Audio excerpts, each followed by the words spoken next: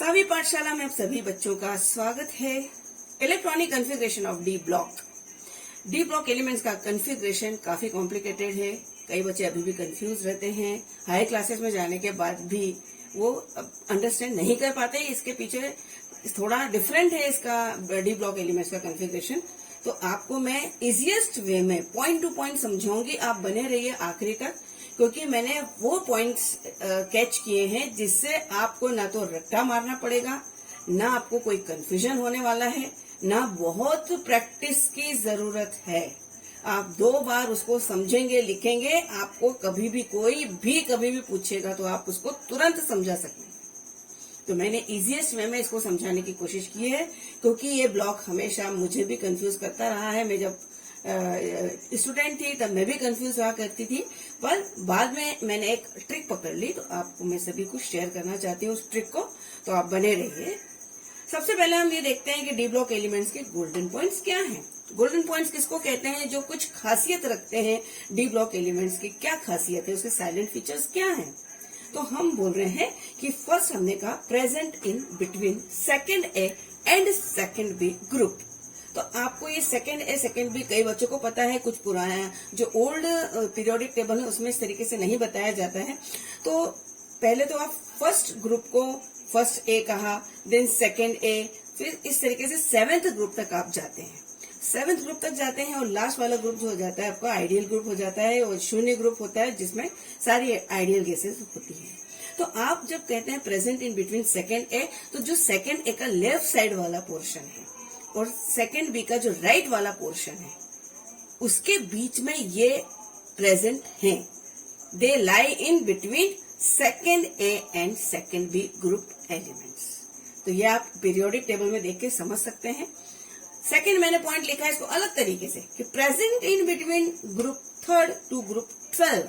अगर आप 1 से 18 तक जाते हैं, अभी मैंने वहां पे 7th तक बात करी थी। इसमें क्या है पीरियोडिक टेबल में, इसमें क्या है आपको 1st से 18 तक जाना है। और 18th ग्रुप जो है आपका कौन सा है, जिसमें लास्ट ऑर्बिट में 8 इलेक्ट्रॉन्स रहते हैं, मीन्स की वो शून्य ग्रुप है, मीन्स की वो आइडियल गैस है, इनर्ट गैस का ग्रुप है।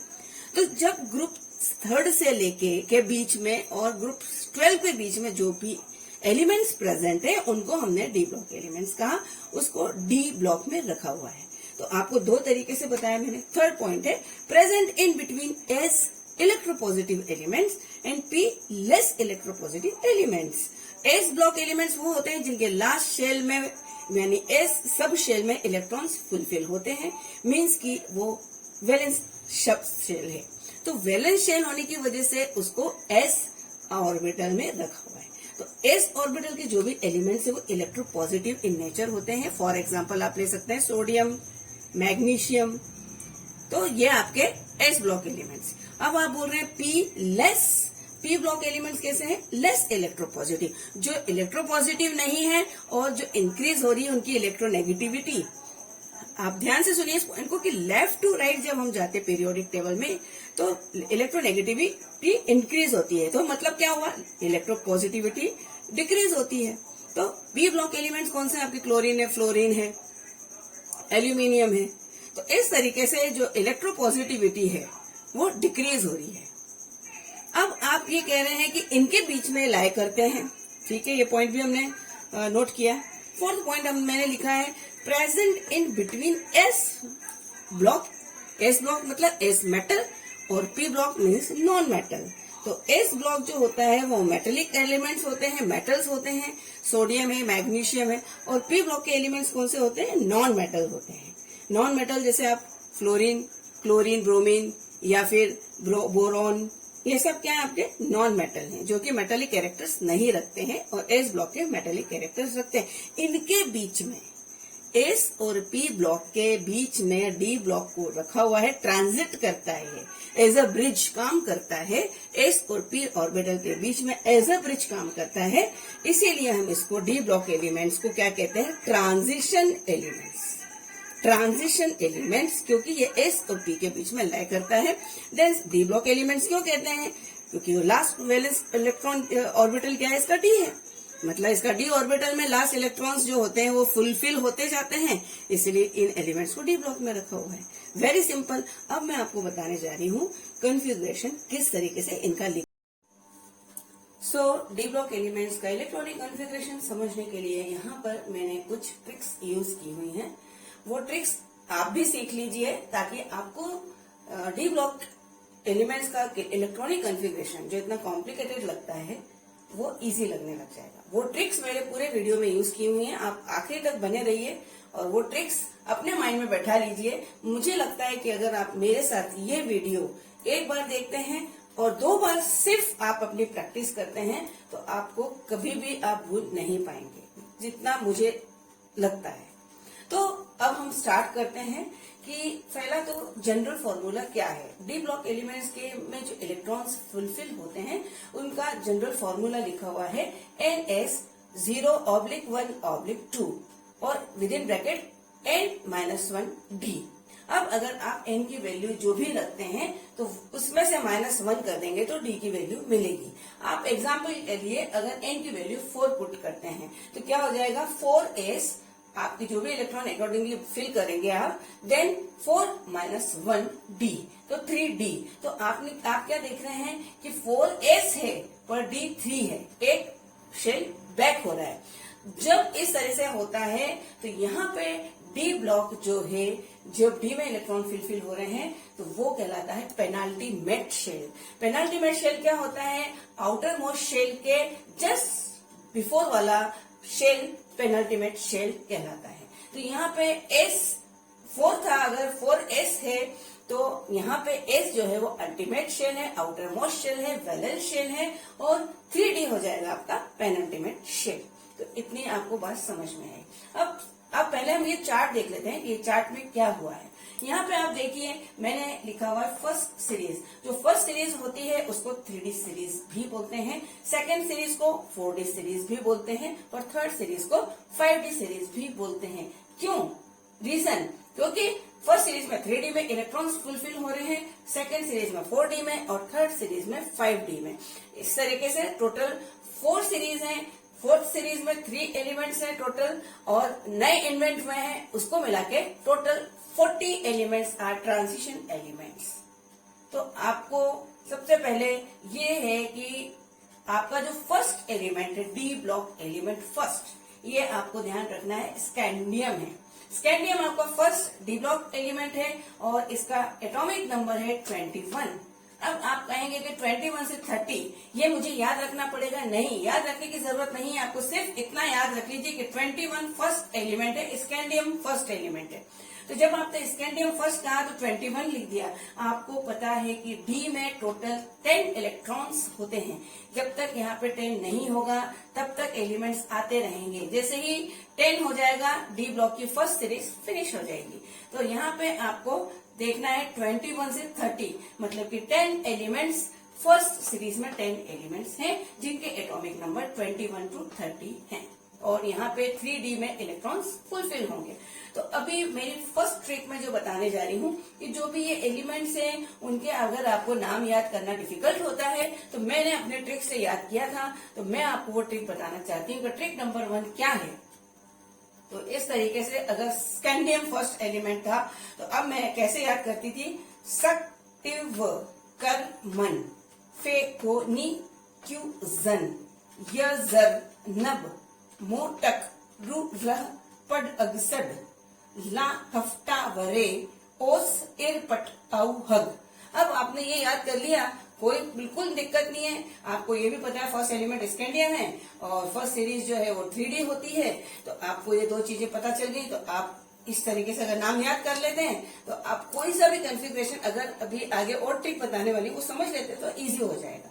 तो आपकी फर्स्ट ट्रिक तो हो गई। अब सेकेंड क्या है, मैं फर्स्ट सीरीज में जो है अगर 3D में इलेक्ट्रॉन्स आप फुलफिल कर रहे हैं तो बहुत ध्यान से ये सुनिए पॉइंट को। जब 3D 4 होगा तो वहां इलेक्ट्रॉन्स फिल नहीं करने हैं। जब 3D 9 होगा तो 3D 9 फिल नहीं करने हैं, इनको स्किप कर देना है। क्या कर देना है, इनको स्किप कर देना है। मतलब 4 नहीं फिल करना है और 9 फिल नहीं करना है। तो 3D में जब हम जैसे ही आए 4 तो मैंने 4 स्किप करके यहाँ पे आपको 3 के बाद 4 स्किप करके 5 लिखा हुआ है। तो 3D 5। अब ये भी ध्यान रखना है कि जब आप स्किप कर रहे हैं तो ऑब्वियसली इसका नेक्स्ट नंबर ही लिखेंगे, जस्ट नेक्स्ट वाला। तो तो 4 के बाद जस्ट आपने 5 लिख दिया, 4 स्किप कर दिया। अब आपने यहाँ पे 4s1 लिखा। आप बोलोगे ये मुझे कैसे पता कि 1 लिखना 2 लिखना, क्योंकि कई जगह 1 है और कई जगह 2 भी लिखा हुआ है। तो आपको ये कंफ्यूजन ये और मैं दूर कर देती हूँ। ट्रिक नंबर 3, ये ट्रिक नंबर 3 क्या है, इसमें यह है कि फॉर एग्जाम्पल क्रोमियम है। क्रोमियम में जब आप इलेक्ट्रॉन फुलफिल कर रहे हैं तो 3d 5 कर दिया आपने, क्योंकि 4 स्किप करके 5 आ गए। अब आप बोल रहे 4s में मुझे इलेक्ट्रॉन्स कितने फिल करना है, मुझे समझ में नहीं आ रहा, 1 के 2 के 0।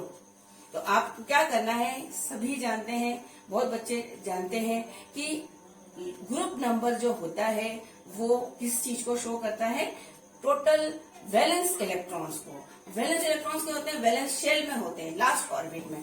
तो आपका जब यहाँ पे 6 है, इसका मतलब कि टोटल वैलेंस इलेक्ट्रॉन्स कितने होने चाहिए, ग्रुप 6 में 6 वैलेंस इलेक्ट्रॉन्स होंगे। अब आपने यहाँ 5 तो कर दिया स्किप करके 4 को, तो 5 तो हो गया, पर एक इलेक्ट्रॉन कहाँ गया, तो वो आप इसमें एस में डाल दीजिए, तो एस में 1 चला गया। अब आपने 9 को स्किप किया, 9 7 8 9 स्किप किया, 10 पे आ गए, 10 में आपने फुलफिल किया, 10 हो गए। अब आपको देखना है इसमें कितना डालूं मैं, तो आप कॉपर को देखिए, कॉपर का एटॉमिक ये ग्रुप जो है वो 11 है। 11 होने की वजह से इसमें आपने देखा 10 तो यहाँ हो गए, एक इलेक्ट्रॉन और बाकी है तो ये यहाँ पे डाल दिया। इस तरीके से आप ग्रुप नंबर, अगर वो भी याद करने की जरूरत नहीं है, उसको भी याद करने की जरूरत नहीं है। जिस तरीके से मैंने कहा कि 21 सिर्फ 1 याद रखिए कि 21 से एलिमेंट स्टार्ट हो रहे हैं, 30 तक जाना ही है, 10 एलिमेंट्स होंगे। देन सेकंड 3D में इलेक्ट्रॉन्स फुलफिल होते हैं, क्योंकि डी ब्लॉक थर्ड शेल से ही शुरू होता है। ये भी सिंपल सी बात है। अभी आपको ये किस तरीके से याद रखने वो भी बता दिया। अभी ग्रुप की बोल रही हूँ मैं कि इतना ध्यान रखना है कि जब 3D लिखा तो ये ध्यान रख लीजिए कोडिंग करके कि 3D मतलब थर्ड, 3D मतलब थर्ड ग्रुप से ट्रांजिशन एलिमेंट्स स्टार्ट होते हैं। और जब, क्योंकि एक सीरीज में 10 एलिमेंट्स हैं, 10 एलिमेंट्स क्यों है, क्योंकि डी में 10 इलेक्ट्रॉन्स फुलफिल होते हैं। तो इस तरीके से 10 ग्रुप भी होंगे। वो ग्रुप जब थर्ड से स्टार्ट हो रहा है तो 12 तक जाएगा, वे भी याद करने की जरूरत नहीं। तो थर्ड ग्रुप याद रखिए, फर्स्ट ग्रुप थर्ड ग्रुप है, स्कैंडियम फर्स्ट एलिमेंट है, 21 फर्स्ट एटॉमिक नंबर है, और 3D में इलेक्ट्रॉन्स भरते हैं क्योंकि डी ऑर्बिटल 3 से ही शुरू होता है। 4 स्किप किया, 9 स्किप किया, हो गया आपका। अब आपने ये तो समझ लिया। अगर आप, अच्छा एक चीज और ये सिखाना है कि ये जो आपका 3D 5 4s2 है और एक 3D 10 4s2, ये सबसे स्टेबल स्टेजेस हैं, इनको टच नहीं करना है, ये एज इट इज रहेंगी। जब भी आप इलेक्ट्रॉन फुलफिल कर रहे हैं इनको क्रॉस लगा दीजिए कि इनको मेरे को टच नहीं करना है, इनको डिस्टर्ब नहीं करना। फिर उसके बाद आपको इलेक्ट्रॉन्स को एनर्जी लेवल के हिसाब से आगे पीछे करना है। इसके पीछे 2 कारण हैं कि 3D में 4 ना होके 5 क्यों होते हैं। एक आपका रीजनिंग क्वेश्चन है कि 4 स्किप क्यों होता है, 9 स्किप क्यों होता है, तो उसके पीछे 2 रीजन है।